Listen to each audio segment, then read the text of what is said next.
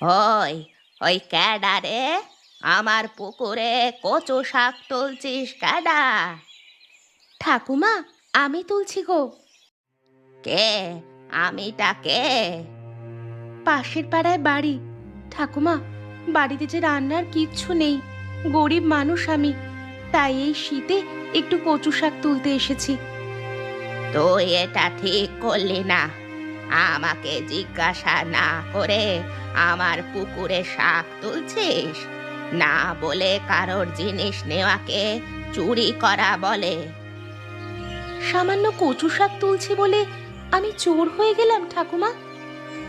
আরে বউ, এটা সামান্য নয়, বাজারে এই কচু শাক অনেক টাকায় বিক্রি হয়। বাজারে টাকা দিয়ে কিনতে পারবো না বলে